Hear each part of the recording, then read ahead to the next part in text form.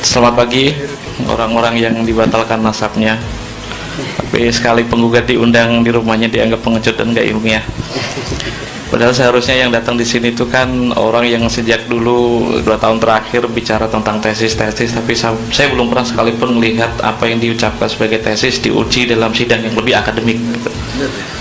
Perkenalkan, saya Ramli, seperti yang disampaikan oleh Habib Hanif, akhirnya terbongkar nama, dan saya adalah contoh yang paling tepat untuk melogikakan secara historis nama Abdullah dan juga Ubaidillah. Bukanlah suatu yang kontroversial, bukanlah suatu yang jika tidak ada bukti historisnya, apakah dia adalah sosok yang fiktif gitu. Belum pernah saya lihat. Saya adalah orang yang selama 1 tahun terakhir ya, genap 1 tahun terakhir itu mewawancari beberapa pakar, beberapa intelektual, baik ada di Indonesia maupun di tempat yang lain, dan belum pernah saya sekalipun mendengar ketika saya sodori tesisnya Kiai Haji Madudin, kecuali para pakar itu mengatakan ini penelitian orang bodoh yang belum pernah tahu bagaimana cara ilmu nasab bekerja. Saya sengaja mengawali presentasi ini dengan kalimat seperti itu karena diakui atau tidak banyak orang yang berusaha menepis dan meng-exaggerate, apa nyebutnya itu, terlalu melebih-lebihkan, meng-overrated itu penelitian yang seharusnya bisa disebut cuma clipping dan makalah, tapi naik derajatnya menjadi tesis yang sangat akademik. Bahkan untuk menggugatnya pun harus seorang doktor, kredensinya jelas, kuliah di mana, namanya pun jelas gitu. Terlalu berbelit-belit dan terlalu birokratis. Sementara kita selama 2 tahun melihat bagaimana beliau berkeliling dengan teman-temannya tanpa birokrasi, tanpa tedeng aling-aling. Tidak pernah saya melihat di dalam sidang akademik dan juga penontonnya pun segmented, semuanya tendensius.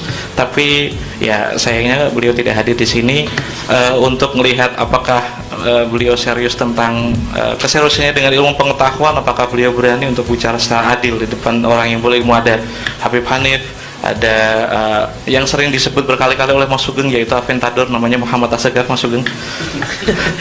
Tapi di belakang semua ini adalah orang-orang yang sangat mencintai ilmu, dan kita tidak ingin ada tendensi macam-macam dalam penelitian ini.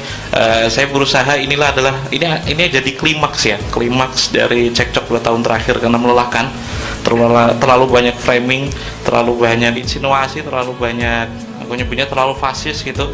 Melihat yang dilebih-lebihkan sebagai tesis itu ternyata nggak lebih dari sekadar clipping dan juga makalah. Akhirnya ada temennya yang berusaha untuk menutupi apa ya, titel yang cukup tinggi yang seharusnya tidak layak diberikan kepadanya, yang akhirnya ngomong kalau ilmu nasab itu kan ilmu bangkai gitu. Wah, ilmu nasab adalah ilmu yang nyebutnya ilmu fosil. Jika memang ini saintifik, di kampus modern mana ada studinya, ada mata kuliahnya. Justru itulah masalahnya. Jika Anda semua membaca 5 kitab yang disusun oleh Kiai Imad, 80%-nya itu pakai kaidah nasab. Semuanya adalah catatan genealogi dari ulama ahli nasab. 80% tentang catatan historiografi atau catatan genealogi dari kitab-kitab nasab. 10%-nya dia memakai sentuhan dikit-dikit tentang studi kritik historis. 5%-nya lagi improvisasi tentang YDNA. Sisanya lagi 5%-nya tentang framing, gak ada yang lain gitu. 80%-nya dia tidak memakai apapun kecuali kitab nasab. Sementara temannya sendiri ngomong kitab nasab atau ilmu nasab itu kitab bangkai. Lalu kita mau bicara tentang apa? Musalamatnya seperti apa? Musalamat, saya sebut musalamat itu karena titik pokok atau mahalun niza. Kita harus bertemu dalam perdebatan dengan sudut pandang yang kita sepakati terlebih dahulu. Ilmu nasab secara genealogi bisa dilihat atau kita uji dengan berapa macam tools. Jika itu ilmu nasab, maka harus menaati kaidah ilmu nasab. Jika itu kaidah historis, maka harus menaati kaidah historis. Terus jika memang ini bicara tools biologi atau tools genealogi, karena ini kan fenomena biologi ya, nasab atau fulan bin fulan itu kan fenomena biologis, maka harus memakai tools biologis yang memang teruji dari pakar. Gitu. Saya belum pernah mendapati, ya seperti tadi ya, belum pernah ada pakar yang saya lihat ketika saya sodori, ini ada orang yang batal-batalin nasab Alawi gitu. Kaget itu. Itu seperti mengira kalau Mbah Hashim itu ngerokok, mengharamkan rokok gitu, untuk ngandut ulama maksudnya, atau ada Basul Masail di NU yang mengharamkan rokok gitu. Suatu hal yang kayaknya itu nggak mungkin. Ketika dia mengklaim, atau teman kita, senior kita, yaitu Bang Haji Rumah Ilama, mengklaim kalau sampai hakul yakin, apaan sih sampai hakul yakin, semalam ternyata beliau memberikan semacam argumentasi. Dia sampai hakul yakin itu karena tiga macam telah sejarah, telah filologi, terus telah WDNE. Oke kawan-kawan, saya akan berusaha mengawali presentasi ini dari sudut pandang sebuah sejarawan. Ilmu sejarah itu tidak 100% bicara tentang kebenaran dokumen. Kita bicara tentang bukti historisnya. Bukti ada banyak, termasuk oral history atau mulut ke mulut, riwayat ke riwayat. Itulah kenapa semua kajian historis itu tidak sepicik para penggugat Ba'alawi yang mendudukkan kebenaran historis hanya berdasarkan kebenaran dokumen. Kitabnya mana, manuskripnya mana.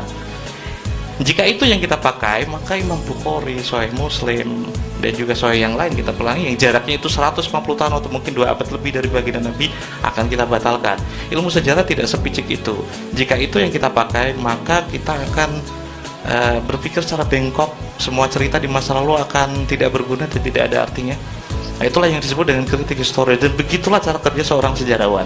Nah, hingga akhirnya saya mendapati banyak orang yang selalu mengajukan pertanyaan-pertanyaan tesis. Satu-satunya yang ilmiah dari kritiknya Kiai Imad tentang nasab genealogi Ba'alawi adalah di mana sumber atau bukti material dari Syuhra Istifadah. Menurut dia terputus 550 tahun terhitung dari Imam Ubaidillah hingga 895 dari penulis Al-Barqa Al-Musyiqah, Sayyid Ali bin Abi Bakar As-Sakran. Nah, hitungan itu pun sudah pernah saya jawab ketika menghadirkan satu naskah tunggal yang berjudul Jurus Syafa yang ditulis tahun 820, sudah menulis nama Ubaidillah. Kitab itu ditulis ketika Sayyid Ali bin Abi Bakar As-Sakran baru berumur 2 tahun. Itu tidak pernah dijawab secara metodologis, secara filologis. Yang selalu bicara filologis pun mengatakan bahwa Wazir itu sadah keturunan dari Sayyidina Hasan bin Ali. Orang-orang seperti ini mau bicara tentang filologi. Orang-orang seperti ini dipercaya sebagai pakar filolog. Orang seperti ini dipercaya sebagai pakar sejarah. Dan telaahnya yang matang. Bang Roma katanya pakai manuskrip. Manuskrip apa coba? Satu kali pun saya belum pernah lihat para penggugat itu memakai studi filologi dan berdasarkan manuskrip. Sekadar contoh, nanti untuk detail akan saya tunjukkan ke dalam presentasi. Ini cuma prolog, nanti teman-teman melanjutkan tentang telaahnya tentang Jurus Syafa yang tidak dia terima, ya, karena Abdullah sudah disebutkan sebelum Said Ali, orang yang digugat itu. Belum pernah saya lihat sekalipun dia meminta maaf karena menuduh Said Ali, penulis kitab itu, sebagai pencangkok nasab. Padahal ketika beliau baru berumur 2 tahun, berarti kan masih menyusui. Mungkinkah orang yang menyusui memberikan informasi tentang kakeknya kepada orang yang 15 tahun kemudian sudah wafat? Ya nggak mungkin. Kitab itu cuma langsung diklaim ini kitab yang cukup diragukan karena naskahnya baru ditulis 45 tahun sebelumnya. Ya karena emang nggak modal, nggak mau nyari gitu. Peneliti itu kan ya memang sifatnya itu kan pencarian, to search itu berarti mencari. Jika informasi yang nggak dapat di situ, apakah benar kitab itu ditulis 45 tahun atau 50 tahun yang lalu? Akhirnya saya menemukan 3 naskah pembanding yang lebih tua dari itu, ditulis sekitar 200-an tahun yang lalu lah. Jauh sebelum ada geger nasab, jauh sebelum ada mungkin semasa dengan Imam Murtado Az-Zabidi di Yaman sudah ada manuskripnya, dan ada intelektual yang sudah mengutip beberapa kali kitab itu dan menyebutkan Ubaidillah di sana. Saya berusaha memberikan pengantar itu untuk menunjukkan kepada Anda semua ada orang yang tidak jujur ketika melakukan gugatan. Berkali-kali saya menagih, apakah Anda bisa mempertahankan tesis Anda tentang kali pertama disebutkan tahun 895 dari Al-Barqa Al-Musyiqah. Itu sudah ada banyak bukti material yang bisa menjawab itu. Alih-alih menjawabnya akhirnya framing lagi. Ya seperti itulah, 80% isinya cuma kitab nasab, 10%-nya dikit-dikit bahasa sejarah, 5%-nya improvisasi tentang WIDNE kayak Askenazi, kayak paham aja gitu. Askenazi itu apa sih ceritanya? 5%-nya itu ya sisanya framing gitu. Mungkin ini pengantar dari saya. Terima kasih, saya lanjutkan kepada Habib. Baik, sebelumnya ini ya, saya ingin kemudian